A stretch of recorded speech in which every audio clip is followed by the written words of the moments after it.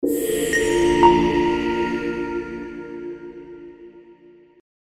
capítulo 12 do livro de Atos dos Apóstolos começa com a morte do apóstolo Tiago, a prisão de Pedro e Herodes Agripa I triunfante, mas termina com a libertação de Pedro, a morte de Herodes e a palavra de Deus triunfante.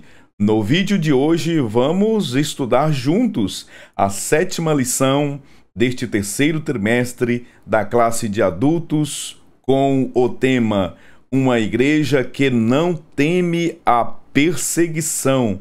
Eu sou o pastor Epaminondas Fonseca. Se você ainda não é inscrito neste canal, eu peço a sua ajuda.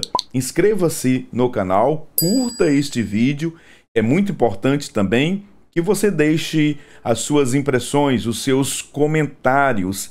Ative o sininho de notificações, assim você será avisado todas as vezes que um novo vídeo for publicado aqui no canal. Se ainda desejar, você pode se tornar um membro apoiador do meu trabalho deste canal, assinando o meu canal. Dessa forma, nós juntos iremos crescer aqui na plataforma. Fazendo isso também, eu, como gesto de gratidão, deixo os materiais em PDF e em PowerPoint disponíveis lá na pasta dos membros. Vamos, desta forma, para a ministração da aula de hoje. Eu convido você a acompanhar a projeção que já está aparecendo aí na sua tela. Hoje, dessa forma, vamos estudar a 7ª lição com o tema Uma Igreja que não teme a perseguição. O texto áureo diz o seguinte: porém, respondendo Pedro e os apóstolos disseram: mais importa obedecer a Deus do que aos homens.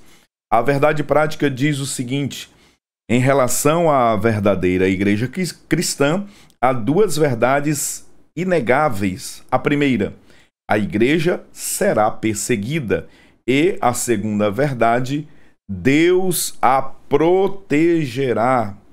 A introdução da lição de hoje acompanha a leitura que também está sendo projetada nesta lição.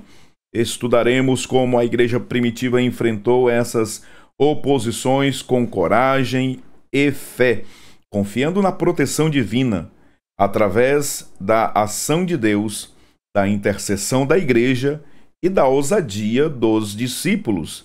Aprendemos que o verdadeiro povo de Deus, ele não teme a perseguição, pois sabe que o Senhor é seu refúgio e fortaleza e também socorro bem presente na hora da angústia, como diz o salmista lá no salmo conhecidíssimo, o Salmo 46.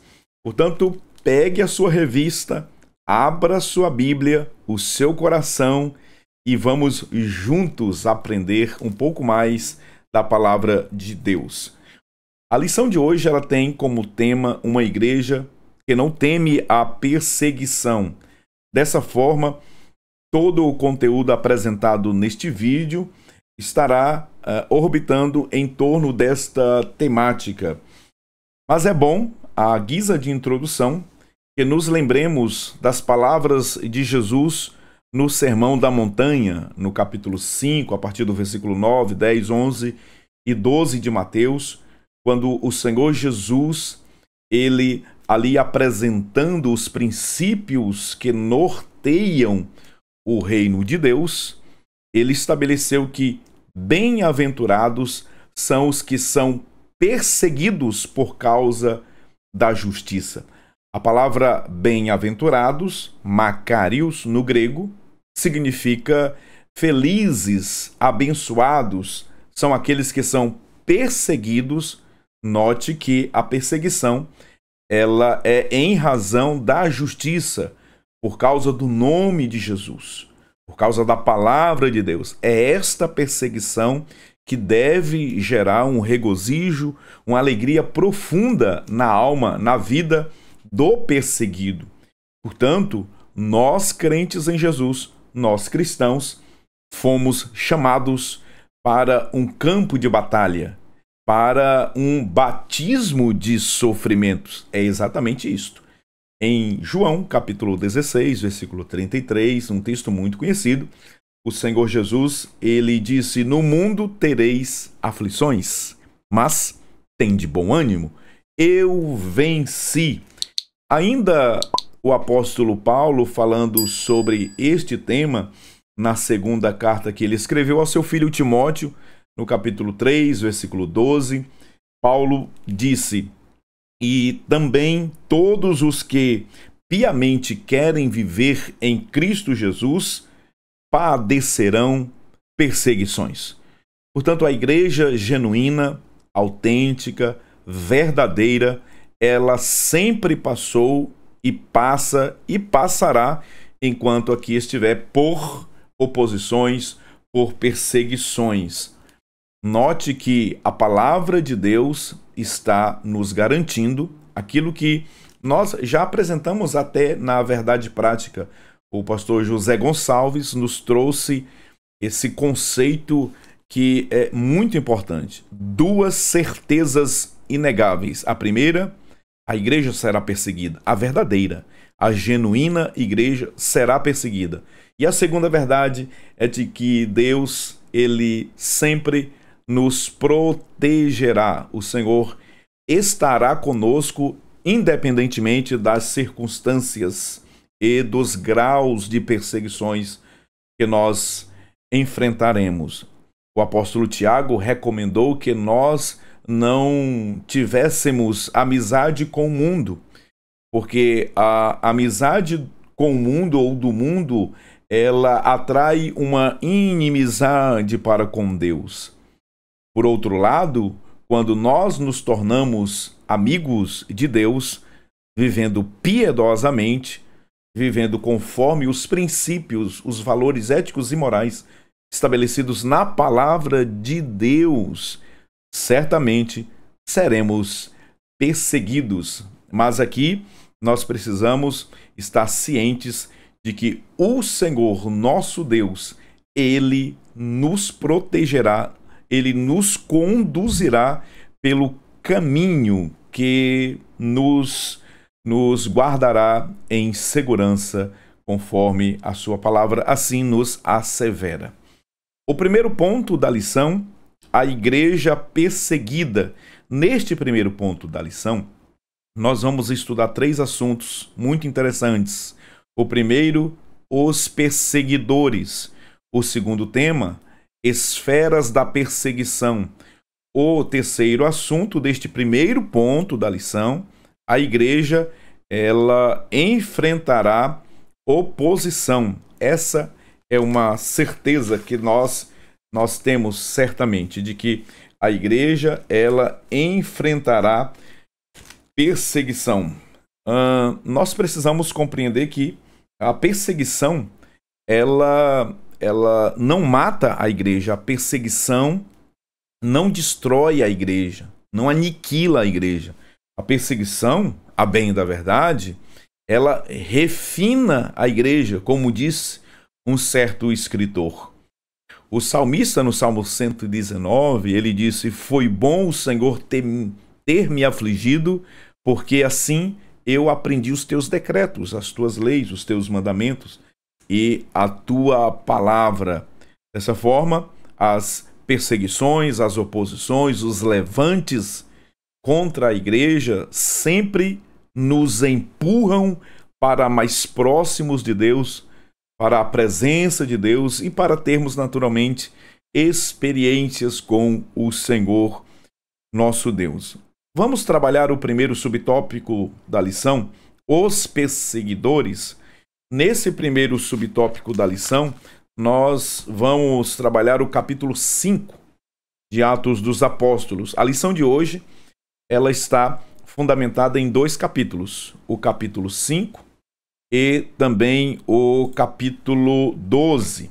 No primeiro ponto, nós vamos trabalhar o capítulo 5, ocasião em que uma perseguição uma perseguição religiosa se levantou contra os apóstolos, contra a igreja de Jerusalém.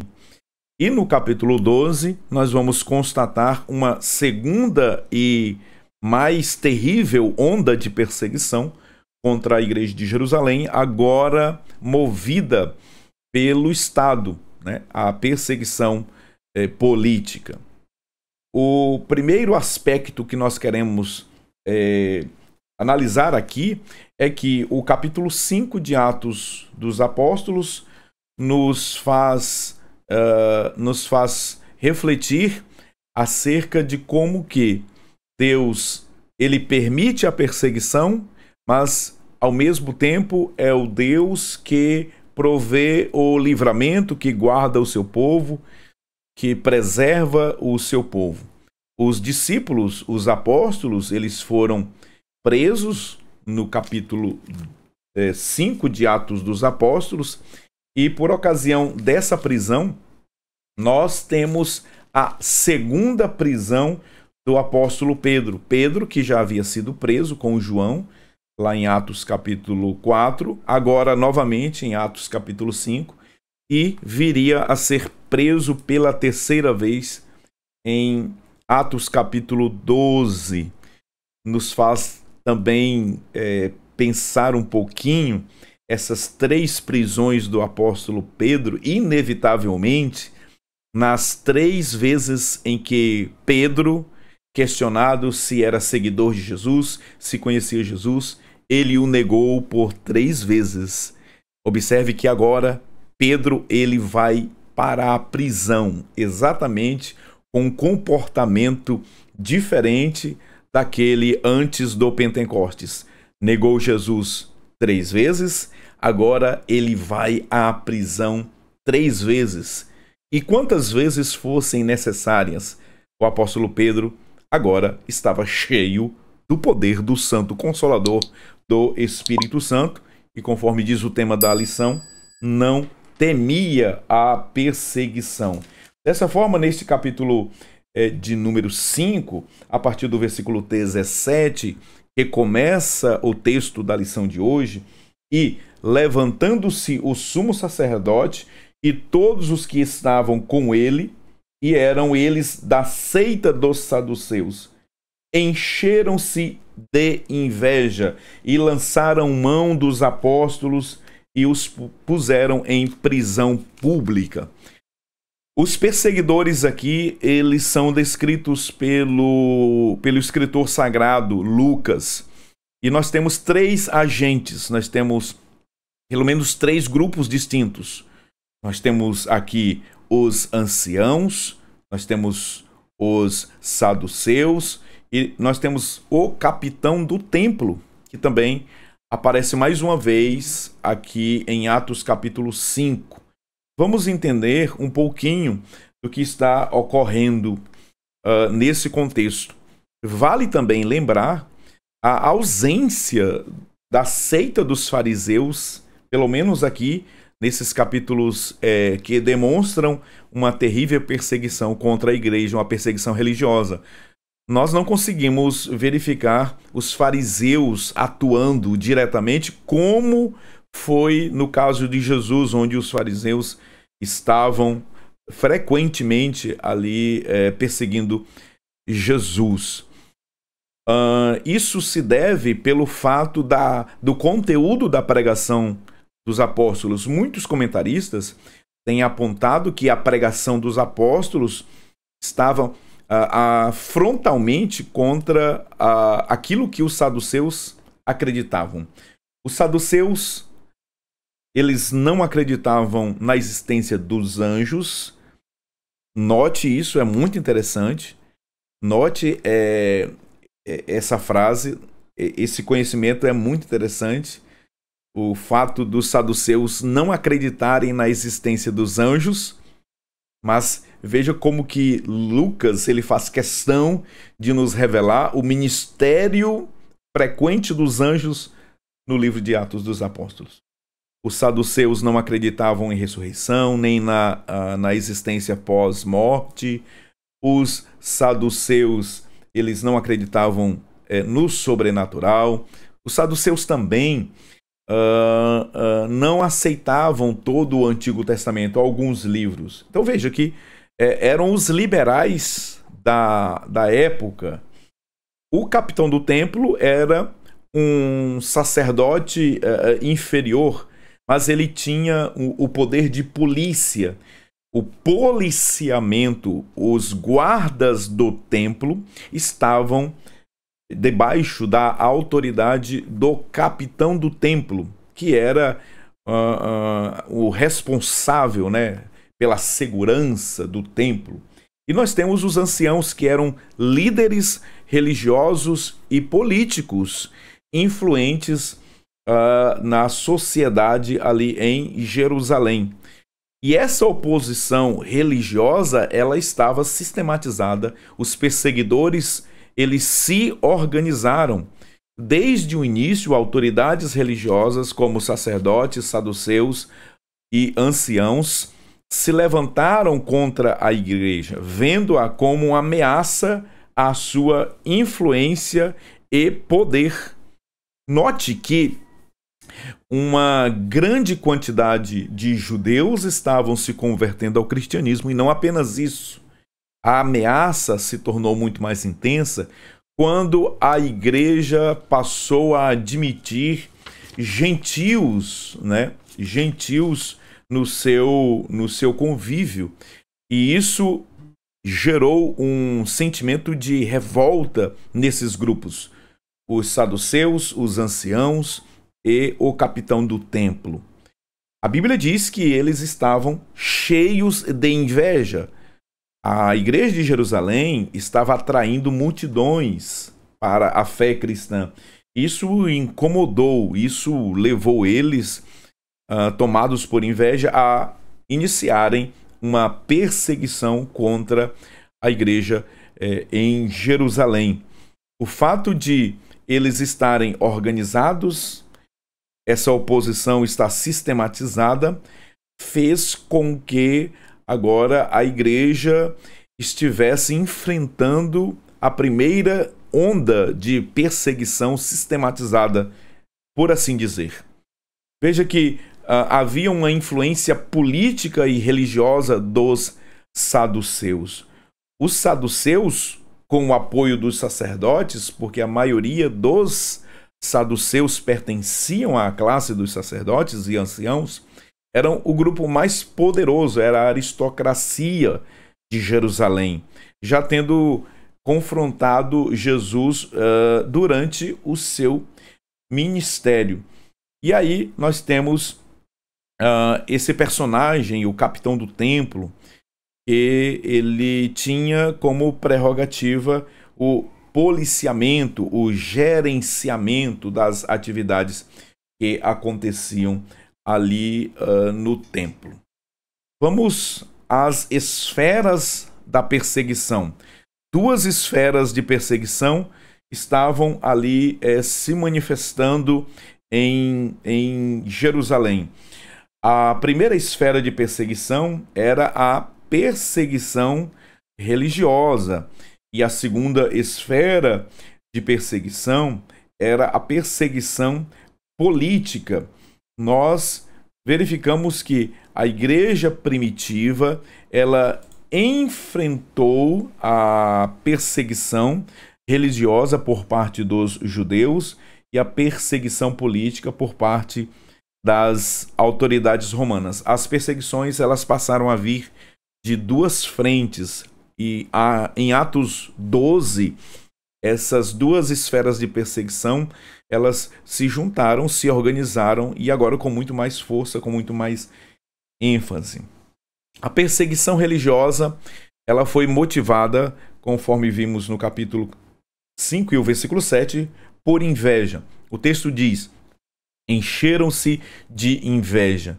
Olha o contraste. Enquanto Pedro, enquanto os apóstolos, a igreja estava cheia do Espírito Santo, enquanto Pedro estava cheio de Deus, cheio das virtudes, do fruto do Espírito, os religiosos, os saduceus, os anciãos, o capitão do templo e os demais estavam cheios de inveja, cheios de ira. Veja que contraste. Enquanto a pregação da igreja primitiva pelo Espírito Santo convencia as massas, as multidões a se renderem a Cristo, a conhecerem o Senhor e serem salvas, os religiosos, eles se encheram de inveja, de fúria, de raiva. É aquilo que já diz o ditado, não é? O sol que amolece a cera é o mesmo que endurece o barro. Líderes judeus, vendo o rápido crescimento e a popularidade da fé cristã, prenderam os apóstolos movidos por inveja e temor de perder, por inveja e temor de perder a influência. Isso consta aqui nos versículos 17 e 18. Eles estavam com medo de perder a hegemonia, perder capital político, influência, capital social, e então resolveram atacar a liderança da igreja. Os apóstolos, os líderes da igreja agora foram presos, foram levados a uma cadeia pública. Nós notamos ainda a segunda esfera de perseguição que a igreja de Jerusalém enfrentou, a perseguição política para ganho de poder. Enquanto que a perseguição religiosa do capítulo 5 e capítulo 12 foi motivada pela inveja e temor de perder a influência, a perseguição política, a perseguição causada pelo rei Herodes por governantes romanos, executaram líderes cristãos e prenderam outros para agradar os judeus e consolidar seu prestígio político.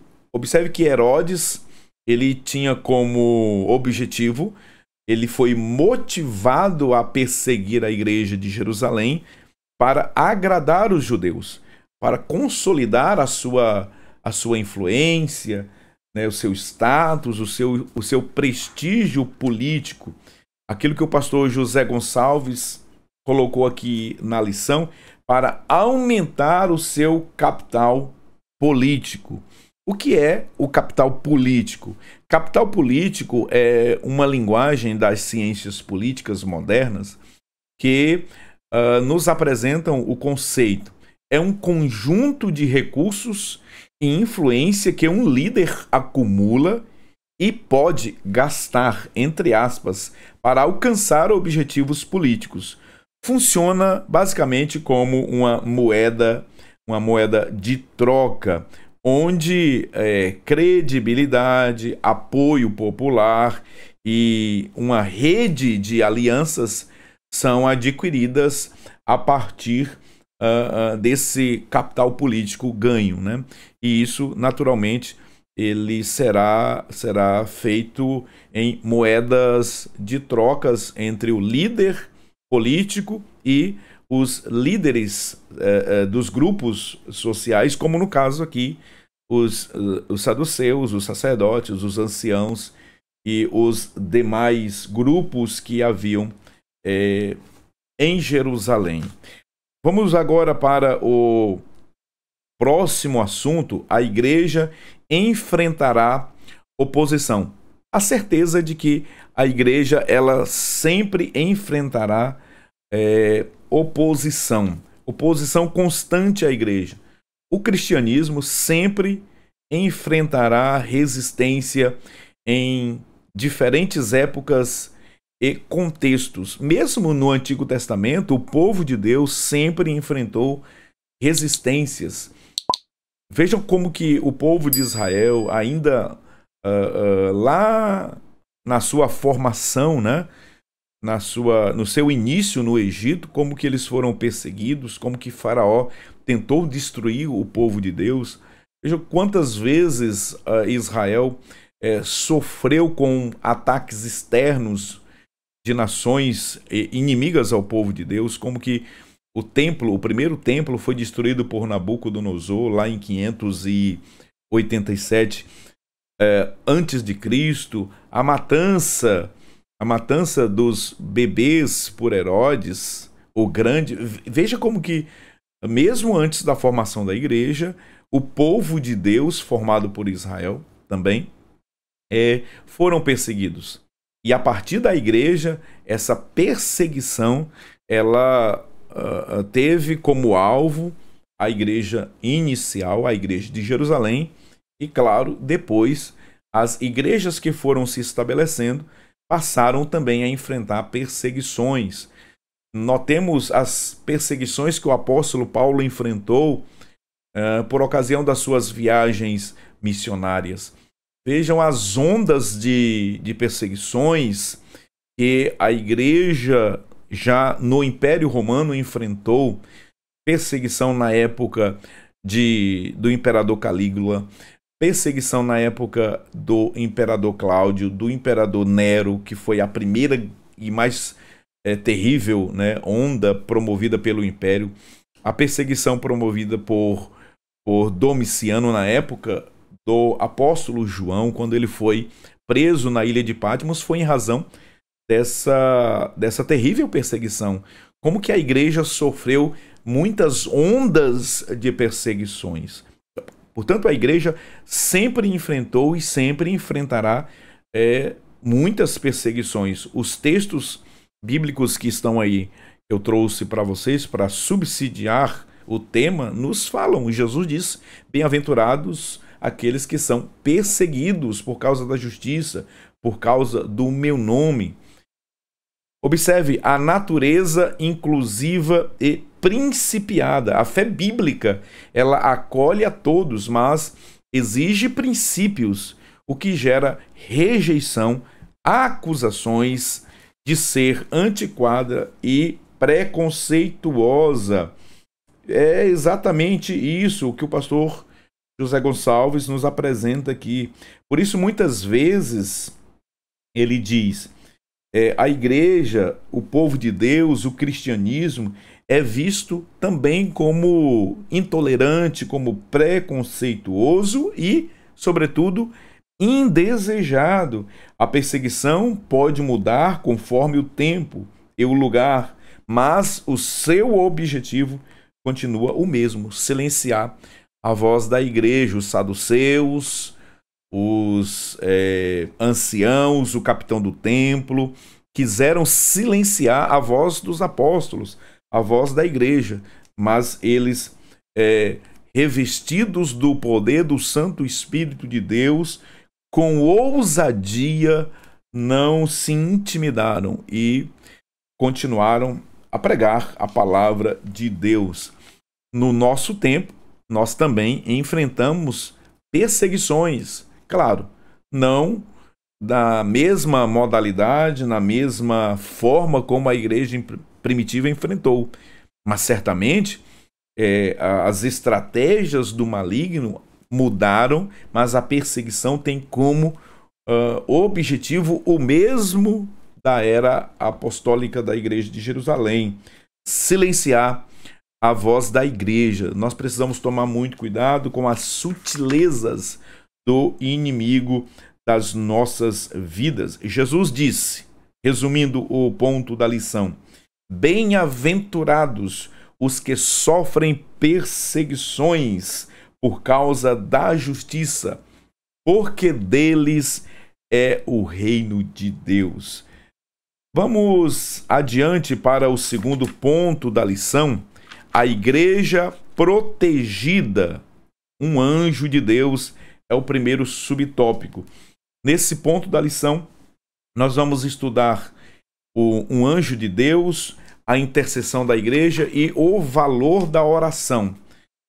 O capítulo 5 de Atos dos Apóstolos nos revela uma perseguição que surgiu no núcleo religioso ali em Jerusalém. Aqueles 3 grupos que mencionamos no primeiro ponto da lição. Os discípulos foram presos, os apóstolos foram levados para a cadeia pública, mas a Bíblia diz que o Senhor deu livramento. Diz a palavra de Deus que no versículo 19: mas de noite, um anjo do Senhor abriu as portas da prisão e, tirando-os para fora, disse: Ide, apresentai-vos no templo e dizei ao povo todas as palavras desta vida. Os 12 apóstolos foram presos, mas à noite houve uma manifestação maravilhosa, sobrenatural e poderosa. Um anjo de Deus abriu as portas da prisão, tirando-os para fora, ordenou que eles agora abrissem suas bocas, olha só que coisa maravilhosa, e pregassem com ousadia as palavras da vida. O mesmo anjo que abriu as portas da prisão foi o mesmo anjo que deu ordens para que eles abrissem suas bocas e pregassem com ousadia e testemunhassem do que havia acontecido. Que coisa interessante, porque o anjo não mandou eles fugirem, o anjo não ordenou que eles saíssem de Jerusalém, mas o anjo os enviou exatamente para o centro das atuações dos saduceus, dos sacerdotes e do capitão do templo, no pórtico do templo. Diz aqui, lá no templo onde eles se reuniram: apresentai-vos no templo e dizei ao povo. O anjo que abriu as portas da prisão foi o mesmo que deu ordens para que abrissem suas bocas e pregassem o evangelho e pregassem a palavra de Deus. A Bíblia nos diz que, ainda dentro do capítulo 5, quando as autoridades eles foram logo cedo, né, ali para o templo, perceberam que lá estavam aqueles que eles haviam prendido no dia anterior. A Bíblia diz que eles estavam, os discípulos, os apóstolos, no templo ensinando, e alguém foi na prisão, né, para os buscar para o interrogatório, e quando chegou lá, a prisão estava intacta. As portas estavam trancadas, tudo estava no seu devido lugar, mas os apóstolos não estavam. A Bíblia diz que então alguém informou que eles estavam exatamente no templo, pregando a palavra de Deus, pregando o evangelho. Alguém, no versículo 23, disse: achamos realmente o cárcere fechado, com toda a segurança, e os guardas que estavam fora, diante das portas. Mas quando abrimos, ninguém achamos dentro. É uma cena um tanto quanto cômica e, ao mesmo tempo, maravilhosa, porque estava tudo no seu devido lugar. Lá estavam os seguranças, os guardas, a porta estava trancada, mas quem não estava lá? Os servos de Deus, os apóstolos, os discípulos de Jesus. Então o capitão do templo, ele foi com os servidores e os trouxe sem violência. Agora o comportamento mudou, porque a Bíblia diz que eles temiam serem apedrejados pelo povo. E apresentando ao conselho, ao sumo sacerdote, os interrogou dizendo: nós não ordenamos vocês para que não falassem mais no nome deste homem? Não quiseram nem falar o nome de Jesus. Então Pedro tomou a palavra, e os discípulos e os apóstolos juntamente com ele disseram: mas mais importa obedecer a Deus que aos homens. Que coisa maravilhosa!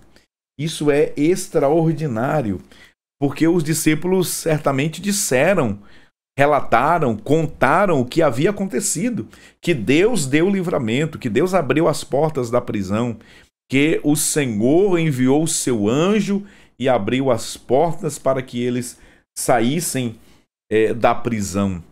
Enquanto eu estava preparando essa ministração, essa aula, eu estive consultando a obra de Stephen Guerre, o comentário de Atos dos Apóstolos da Chamada da Meia-Noite, e na página 167 ele escreveu algo muito interessante que eu quero compartilhar aqui com vocês. Ele disse o seguinte: Os oficiais relataram que, embora as portas da prisão estivessem trancadas, eles não encontraram ninguém no interior dela. Isso indica que o anjo resgatador foi educado o suficiente para retornar e trancar as portas após a saída dos apóstolos. Que anjo educado! O Stephen Guerre diz: que anjo educado! Depois que os 12 saíram, o anjo teve o cuidado de ir lá e trancar a porta e deixar tudo como estava.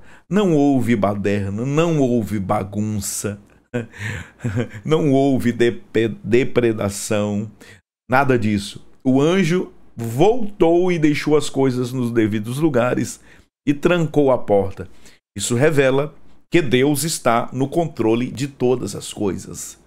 Isso revela que o soberano Senhor, o Deus que se assenta no seu trono de majestade, de glória e de poder, tem o domínio sobre quaisquer circunstâncias. Confiemos nele, confiemos no seu poder.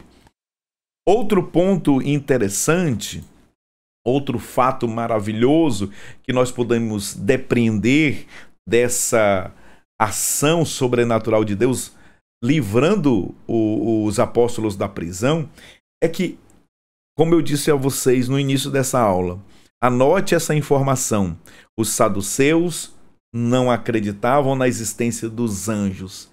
E olha só que coisa interessante.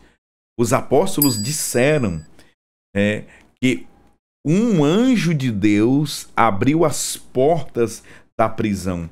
Os saduceus não acreditavam em anjos. Agora, o anjo de Deus abrir as portas do cárcere e soltara os apóstolos, os discípulos de Jesus. Os saduceus, que não acreditavam em anjos, agora estavam vivendo um conflito terrível, porque os guardas estavam lá do lado de fora. A cadeia, o cárcere estava trancado, mas os apóstolos, os discípulos, não estavam lá. Aqueles homens que não acreditavam na existência dos anjos tiveram que ouvir a pregação dos apóstolos dizendo: foi um anjo de Deus, foi uma obra de Deus, foi algo sobrenatural. Isso afrontou ainda mais, confrontou ainda mais a teologia liberal dos saduceus, que não acreditavam em anjos, que não acreditavam em milagres e que também não acreditavam no sobrenatural. O sobrenatural de Deus estava agindo ali para confrontar os saduceus incrédulos e, naturalmente, também ímpios. Vamos falar agora sobre o segundo ponto da lição de hoje. Falamos sobre a igreja perseguida e agora vamos falar um pouquinho sobre a igreja protegida. Vamos falar sobre esse assunto. A igreja protegida, um anjo de Deus, é o primeiro subtópico do segundo ponto. Nós partimos agora do capítulo 5 para o capítulo 12 de Atos dos Apóstolos. Nós demos um salto aí de alguns capítulos, porque a ideia documentarista do pastor José Gonçalves é abordar esses capítulos que tratam especificamente da perseguição, do livramento e de como Deus protegeu a sua igreja em Jerusalém e, naturalmente, os apóstolos. Warren Wiersbe, comentando este capítulo 12, em seu comentário expositivo de Atos, na página 586, ele resume o capítulo 12 sob 3 aspectos. O primeiro, Deus vê nossas tribulações. Atos capítulo 12, versículo 1 a 4. Segundo, Deus ouve nossas orações, nosso clamor, nossas súplicas. Número 3, Deus lida com nossos inimigos. Veja que coisa maravilhosa. Esse capítulo 12 nós podemos resumi-lo desta maneira. Primeiro, Deus vê nossas tribulações. Em segundo lugar, Deus ouve nossas orações, súplicas e o nosso clamor. E por fim, Deus lida com nossas adversidades, com os nossos problemas, sobretudo com os nossos inimigos. Jesus, lá em Marcos, no capítulo 6, despediu seus discípulos e disse para que eles entrassem no barco e atravessassem o mar. O texto bíblico, pela tradução Almeida Revista e Corrigida, diz que Jesus obrigou seus discípulos a entrarem no barco, enquanto ele subiu para o monte e lá ele esteve orando. O escritor sagrado Marcos nos diz que os discípulos remaram a noite inteira e por volta da quarta vigília da noite, os discípulos, os 12, estavam no meio do mar da Galileia. O mar da Galileia tinha aproximadamente 20 quilômetros, 19 a 20 quilômetros de comprimento. Logo, podemos concluir que eles estavam a 10 quilômetros da margem do lago de Genezaré, da praia do lago de Tiberíades. E a Bíblia nos diz que Jesus estava no monte orando. Dessa forma, nós podemos concluir que a Bíblia diz que Jesus, vendo-os em dificuldade a remar, mesmo não estando lá com os discípulos no barco, mesmo Jesus distante aproximadamente 20 quilômetros de distância, 15 quilômetros de distância, mas a Bíblia diz que Jesus estava vendo os discípulos em dificuldades a remar. Portanto, Deus vê nossas tribulações. Ele vê nossas dificuldades. Ele contempla as nossas tribulações e as nossas aflições. O segundo ponto é que Deus ouve as nossas súplicas, as nossas orações e os nossos clamores. Assim como o apóstolo Pedro, preso, a igreja de Jerusalém estava em constante oração na casa da irmã Maria, mãe de João Marcos, Jesus também ouviu o clamor dos seus discípulos que estavam no meio do mar da Galileia, enfrentando uma terrível tempestade, inclusive pensando que eles iriam morrer. Jesus veio ao encontro dos seus discípulos para os socorrer. Ele desceu do monte e, caminhando sobre as águas que traziam medo, pavor e muito pânico aos seus discípulos, Jesus agora anda sobre as águas que estavam provocando medo, pavor e pânico no coração dos discípulos, colocando os problemas debaixo dos seus pés, e veio socorrer os seus discípulos. Da mesma forma, Deus lidou com os inimigos da igreja. No caso, capítulo 12 de Atos dos Apóstolos, Herodes, que começa o capítulo até triunfando, mas termina numa sepultura. Herodes jaz num sepulcro, mas a palavra de Deus, ela está triunfantemente pelas gerações sendo ministrada, sendo pregada. Portanto, Deus vê nossas tribulações, Deus ouve nossas orações e Deus lida com nossos inimigos. Vamos entender quem é este Herodes, aqui do capítulo 12 de Atos dos Apóstolos. Penso eu ser muito interessante nós compreendermos quem é este Herodes. Vamos falar da dinastia herodiana. O Novo Testamento nos apresenta vários Herodes, né? Vários personagens que recebem este nome. Nós estamos falando de uma dinastia herodiana. Vamos compreender quem é este Herodes do capítulo 12 de Atos dos Apóstolos. Eu trouxe uma tabela comparativa dos Herodes no Novo Testamento. Nós temos o período de governo, parentesco na dinastia herodiana, principais eventos bíblicos e referências bíblicas. Lembrando que esse conteúdo, esse material, eu deixo como gratidão disponíveis aos membros do canal, os irmãos que nos ajudam com uma singela, mas muito singela contribuição se tornando membro do meu canal, você tem acesso a todo esse acervo, todo este material que está disponível lá na pasta dos membros. Se você está comigo também até agora, eu peço a sua ajuda. É muito importante os seus comentários. Você sabia que quando você deixa um simples comentário, você impulsiona esse vídeo e a plataforma entrega esse material para mais pessoas? Você quer que outras pessoas sejam abençoadas também? Então faça isso. Compartilhe o link desta programação, compartilhe este vídeo e deixe seus comentários aqui neste vídeo para que o YouTube possa promover ainda mais este trabalho e pessoas sejam abençoadas naturalmente, como consequência. Nós temos aqui Herodes o Grande. Herodes o Grande é o fundador da dinastia.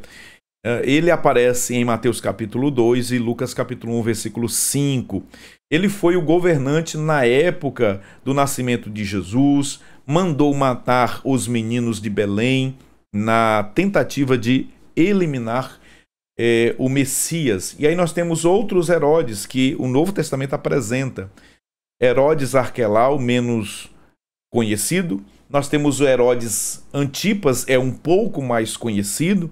Esse Herodes Antipas, filho de Herodes o Grande, mandou decapitar João Batista, chamou Jesus para um interrogatório durante a paixão. Então veja que esse Herodes Antipas aqui, ele tem algumas manifestações a mais. Ainda temos Herodes Felipe o Tetrarca, também filho de Herodes o Grande, está lá em Lucas capítulo 3, versículo 1. Temos ainda Herodes Felipe I.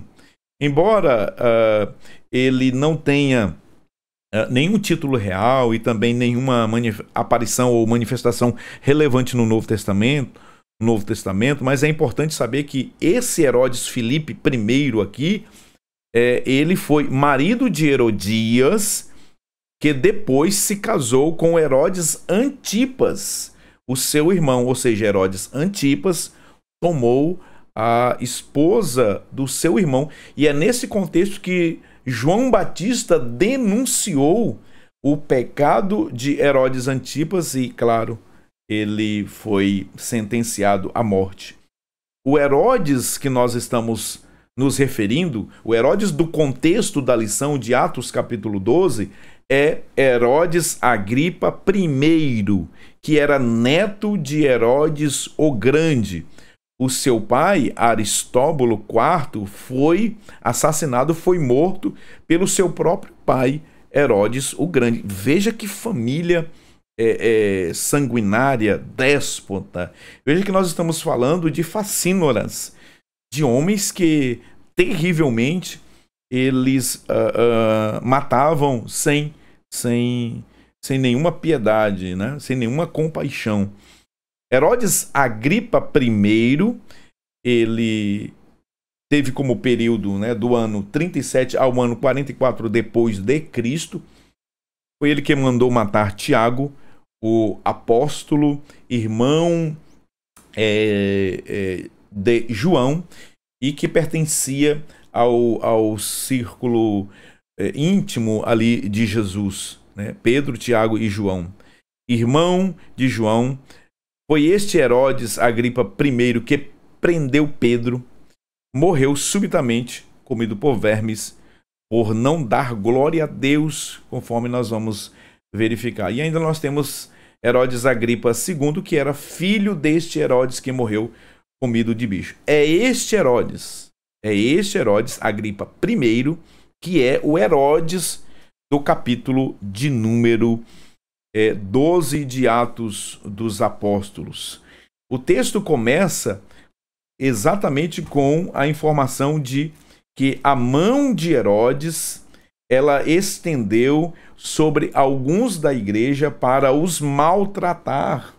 Matou à espada Tiago, irmão de João, e vendo que isso agradou os judeus, mandou prender também o apóstolo Pedro. Veja como que aquilo que nós estudamos no primeiro ponto da lição, não é? E uma das motivações principais da perseguição na esfera política era o aumento de capital político de Herodes. Herodes queria ganhar ainda mais o prestígio dos judeus, dos sacerdotes, né, da classe religiosa de Jerusalém, e eles se uniram para massacrar a igreja, para maltratar a liderança. E a estratégia de Herodes era matar a liderança, matar os crentes. Matou Tiago a espada e prendeu Pedro para que também fosse morto depois da festa da Páscoa, depois dos asmos. E Pedro agora estava na prisão, talvez ficou de 3, 5 a 7 dias preso, aguardando tão somente a sentença que já estava assinada, que iria matar o apóstolo Pedro.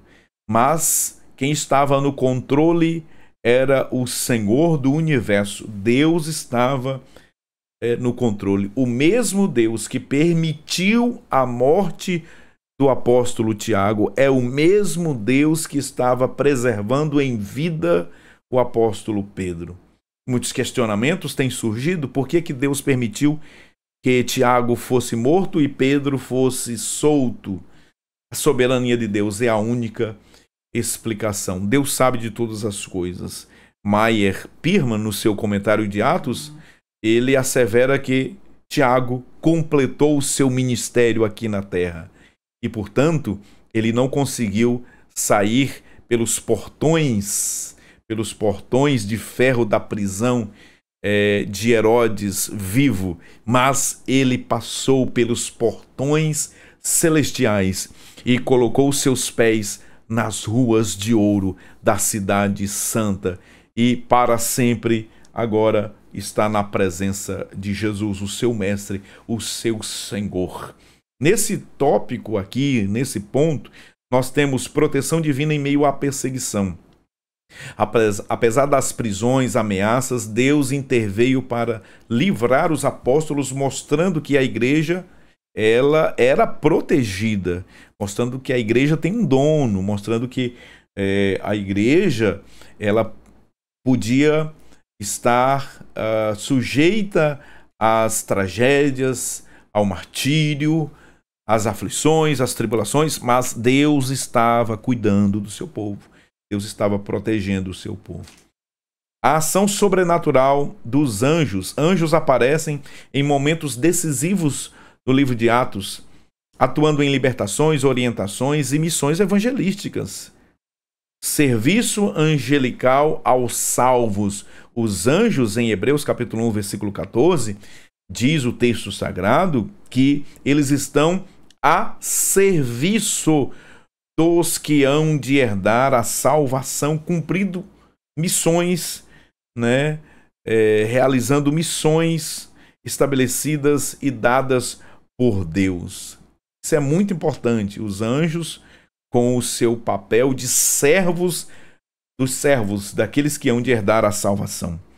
Lucas registra vários atos, inclusive os atos dos anjos. O pastor Ciro Zibord, comentando esta lição, também no seu comentário do livro Pedro, o primeiro pregador pentecostal, ele aponta que Lucas registra vários atos. Nós temos os atos dos apóstolos, mas não apenas os atos dos apóstolos, temos atos de pessoas anônimas, temos atos de mulheres no livro de Atos dos Apóstolos. Isso é maravilhoso.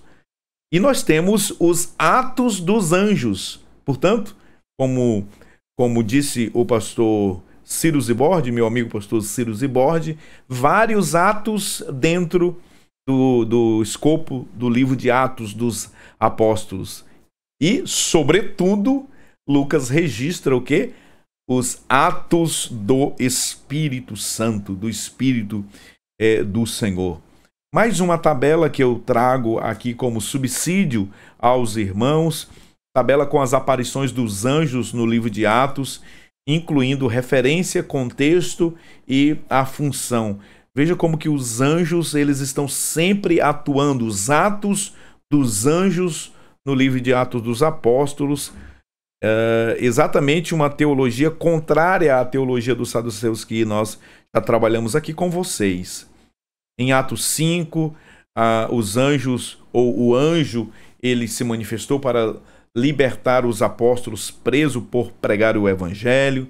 Em Atos capítulo 8, a Filipe em Samaria, orientando Filipe. Em Atos capítulo 10, orientando Cornélio, mandou chamar a Pedro para anunciar o evangelho aos gentios. Em Atos capítulo 12, quando o anjo libertou Pedro, soltando suas correntes e conduzindo-o para fora.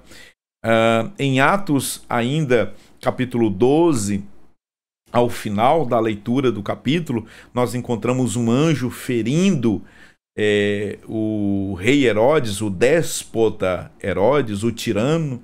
E em Atos capítulo 27, Paulo, em alto mar, durante a tempestade, recebe a visitação de um ser angelical, garantindo que ninguém morreria, e confirmou que Paulo apareceria ou compareceria diante de César, diante do imperador. O texto de Atos dos Apóstolos, ele nos apresenta o apóstolo Pedro, então, dormindo, né? Dormindo, tranquilo, calmo, sereno e tranquilo. Assim estava Pedro, diante de uma situação que o levaria à morte no dia seguinte. Mas Deus enviou o seu anjo. Um anjo de Deus entrou na prisão, no cárcere, e disse-lhe o anjo: cinge-te e ata as tuas sandálias. E ele assim o fez. Disse-lhe mais: lança às costas a tua capa e segue-me. Atos capítulo 12 e o versículo 8. Veja o que diz Meyer Pirman no seu livro, né, na página 135, sobre esta ação do anjo, ordenar que Pedro colocasse o seu manto, calçasse suas sandálias, lançasse a sua capa às costas. Ele comenta que o sobrenatural é com Deus. Deus faz o sobrenatural, Deus opera o milagre. Mas as coisas triviais, não, aí essas são conosco. Assim como Jesus, quando ressuscitou Lázaro, o sobrenatural era com ele, com Deus, com Jesus. Lázaro, vem para fora, ou saia para fora. Agora, remover a pedra era uma ação trivial e humana. O que é humano compete a nós humanos fazermos. Lá em Juízes capítulo 1, versículo 1, o Senhor garantiu a Israel, às tribos, que a terra era deles. Deus havia prometido a Abraão em uma aliança incondicional que Deus fez com Abraão, prometendo que a terra que emana leite e mel era deles. Agora eles precisavam conquistar. Deus já tinha entregue a terra. Caberia agora às tribos pegarem na espada e pelejarem pela terra que já era deles. Portanto, aquilo que Deus faz, nós não fazemos. E não há nenhuma dúvida, né, de que nós não podemos fazer, porque é algo que somente Ele pode fazer. Mas que compete, o que cabe a nós, devemos fazer.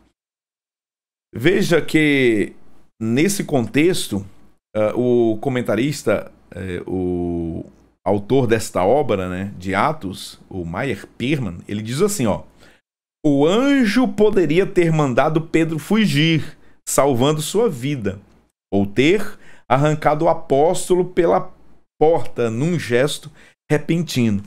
Mas, preste bem atenção, mas fez tudo de modo a revelar que Deus domina as circunstâncias. Deus domina as circunstâncias, não havendo, portanto, lugar para pânico. Mandou Pedro se vestir, sem esquecer de nenhuma peça de roupa necessária para atravessar a cidade à noite. Que maravilha! Os planos de Deus são firmes e seguros, que não há correria. Pânico e preocupação não devem perturbar a vida espiritual de quem está dentro dos planos dele. Que coisa maravilhosa, que fato poderoso e que lições nós podemos extrair desta passagem. Os planos de Deus são firmes e seguros. Escreve aqui nos comentários agora: Deus domina as circunstâncias. Escreva aqui: pânico e preocupação não devem perturbar a vida espiritual de quem está dentro dos planos dele. Pedro ali, ele estava dormindo, o anjo despertou ele. Aliás, Pedro estava em um profundo sono. E a pergunta que nós podemos fazer é como é que Pedro, né? Como é que Pedro adquiriu tanta paz, tanta tranquilidade? Como que nós podemos apreender isto, né? O que deu a Pedro tanta paz e tanta confiança para dormir na prisão na véspera de sua morte, de seu martírio? O que fez com que Pedro tranquilamente dormisse? Bom, nós podemos encontrar algumas respostas bíblicas. A primeira: havia uma igreja orando por ele. Muitos crentes estavam de joelhos dobrados, estavam clamando, intercedendo pelo líder da igreja agora, pelo apóstolo Pedro. A igreja estava orando.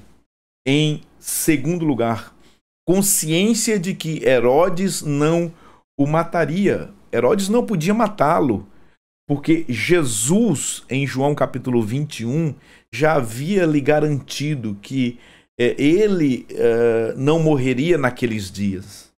Em terceiro lugar, nós podemos concluir que Pedro estava dormindo com tamanha paz, segurança e tranquilidade, porque ele aprendeu isso com o seu Senhor, com o seu mestre, o mestre dos mestres.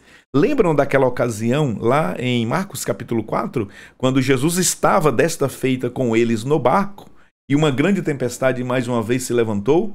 Jesus estava na popa do barco dormindo e os discípulos estavam lá lutando contra a tempestade, pensando que iam morrer, e foram lá despertar o Senhor. E despertaram Jesus e disseram para ele: não te incomodas que pereçamos? Então Jesus, que estava dormindo na polpa do barco, se levantou, estendeu as suas mãos, repreendeu a fúria do vento, da tempestade, e a tempestade ouviu a voz de Deus e se acalmou. As águas que foram criadas por Jesus agora tinham que obedecer à voz daquele que as criara. O Deus que criou estava dando a ordem: aquieta-te, mar, e o mar se aquietou. Que coisa extraordinária! Pedro aprendeu esta tranquilidade, esta calmaria toda com Jesus. Parece que Pedro, agora, na prisão, ele se lembrou das palavras do salmista, de Davi, no Salmo 4, versículo 8, quando Davi, fugindo da perseguição também, agora de Absalão, seu filho, naquela revolta, o rei Davi, ele escreveu no Salmo 4, versículo 8, em paz me deito e logo pego no sono, porque, Senhor, só Tu me fazes repousar seguro. Pedro estava desta forma, seguro em Deus, de que ele não morreria, de que ainda que ele viesse a morrer, mas ele estaria eternamente nos braços do seu Senhor para todo sempre, para toda a eternidade. Uma igreja está intercedendo, uma igreja está orando, uma igreja está clamando. A oração contínua que a igreja fazia pela libertação de Pedro, ela aparece depois de uma conjunção adversativa, mas no versículo 5, Pedro estava preso, mas a igreja fazia contínua oração pela vida de Pedro.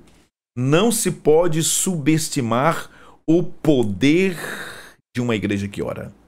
Uma igreja que anda de joelhos, ela é poderosa em Deus. Uma igreja que anda de joelhos Essa igreja, ela tem a chave dos céus.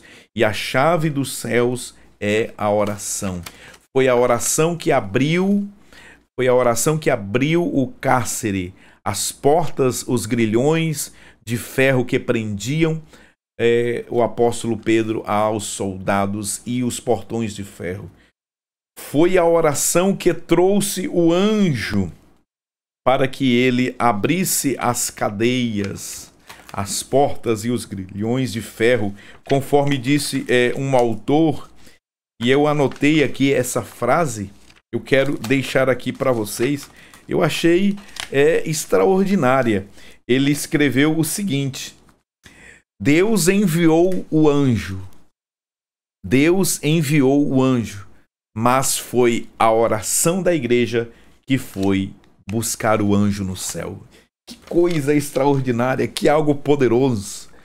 A oração contínua, perseverante da igreja foi no céu buscar o anjo. E Deus enviou o seu anjo para libertar o apóstolo Pedro, porque ainda havia muito que Pedro realizar na sua vida.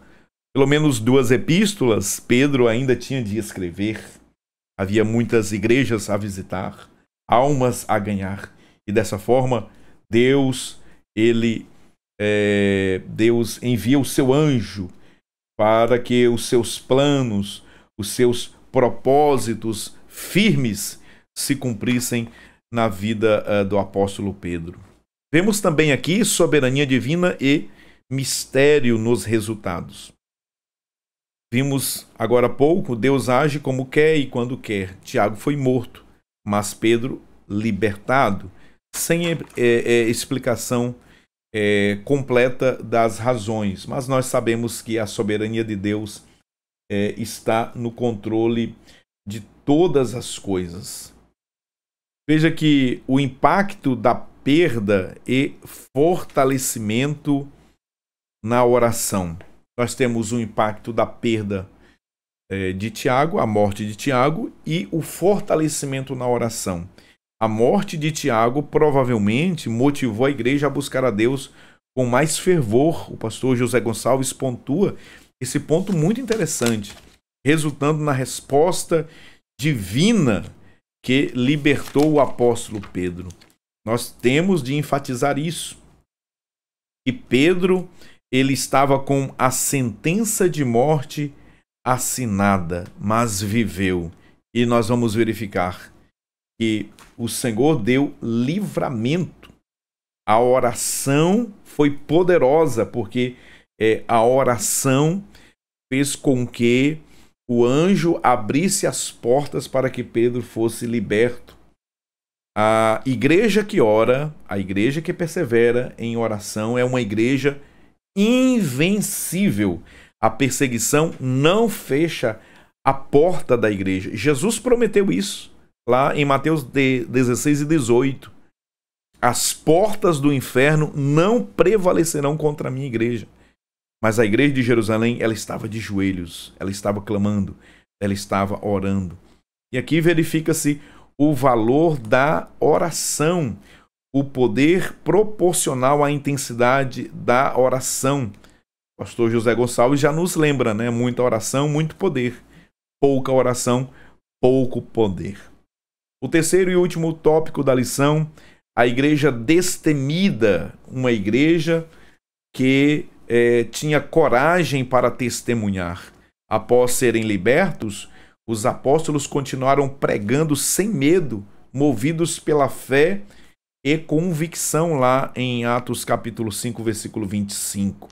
O poder do Espírito Santo. O Espírito Santo é a verdadeira fonte de poder e eficácia da igreja. Sem ele, o testemunho cristão se torna inoperante.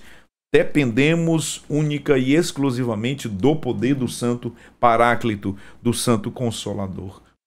A convicção de fé dos apóstolos fez com que eles não negociassem a sua fidelidade. Pedro disse: ora, importa agradar a Deus, obedecer a Deus do que aos homens. Os anciãos disseram: nós ordenamos vocês que não pregassem nesse nome. Então Pedro disse: importa obedecer a Deus. Nós não negociamos a nossa fé, valores, diante dos riscos de morte, diante das oposições, de perseguições, de maus tratos. Nada disso fez com que a igreja negociasse seus valores. Obediência a Deus acima do Estado. Quando autoridades contrariavam os princípios divinos, a postura não era mera rebeldia, mas uma defesa consciente da essência da fé cristã. Antes de finalizar, nós não podemos concluir sem falar sobre o fim de Herodes. O fim de Herodes Agripa, aquele que perseguiu a igreja para agradar os judeus. Segundo ele, segundo Flávio Joséfo, também historiador, ele se passava por religioso. Agora, tentando agradar os religiosos, ele maltrata a igreja, persegue os líderes, mata Tiago, prende Pedro, mas Deus estava vendo todas as coisas. Veja o que diz o apóstolo Pedro, o próprio Pedro, na sua primeira epístola, no capítulo 4 e o versículo de número 12. Porque os olhos do Senhor estão sobre os justos e os seus ouvidos atentos às suas orações, mas o rosto do Senhor é contra os que fazem o mal. Atos capítulo 12, o versículo 23. Feriu o anjo do Senhor.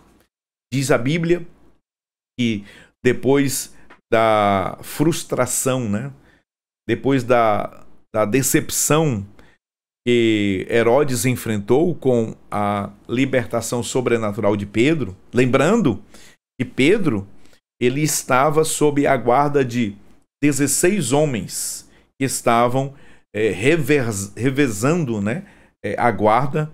Havia ainda 2 guardas na porta e, segundo Warren Wisber, além desses 2 guardas na porta, ainda Pedro estava acorrentado a mais 2 soldados. Portanto, nós estamos falando de 20 homens para então guardar um único discípulo de Jesus, Pedro. Veja como que um homem cheio do Espírito Santo, ele é uma ameaça ao inferno, não é uma ameaça ao Estado. A igreja, ela não oferece nenhum risco ao Estado, muito pelo contrário. A igreja é a instituição na terra que mais abençoa a sociedade, que mais abençoa o Estado, através da pregação do Evangelho, que transforma vidas, que liberta almas, que faz com que todos aqueles que foram alcançados pelo Evangelho vivam piedosamente. Pedro, que estava nessa condição, guardado por cerca de 20 homens, isso Herodes fez porque certamente ele ficou sabendo do que aconteceu no capítulo 5, como que um anjo de Deus havia libertado eles. Agora, pensando eles que com isso iriam impedir que Pedro se livrasse, mas Deus enviou o seu anjo e então libertou Pedro. Pedro, que estava com a sentença de morte assinada, havia decretada a sua morte por sentença. E veja, Herodes, que decretou a morte de Pedro, agora iria enfrentar um duro golpe de Deus. O próprio Deus agora iria sentenciá-lo através do anjo. A Bíblia diz que Herodes se apresentou ali diante de um estádio lotado de pessoas. E Herodes começou a discursar. E segundo Flávio Joséfo, as pessoas começaram a adorar Herodes, a glorificar o nome de Herodes e a gritar e a dizer: não é um homem que está falando conosco, mas o próprio Deus. Começaram a divinizar Herodes, a chamá-lo de Deus. E porque Herodes não deu glória a Deus, não transferiu a glória a Deus, diz a Bíblia, naquele exato momento, um anjo de Deus o feriu mortalmente. E ele morreu comidos de bicho. Olha só que coisa interessante. Pedro, que tinha uma sentença de morte assinada por Herodes, viveu, sobreviveu, foi liberto.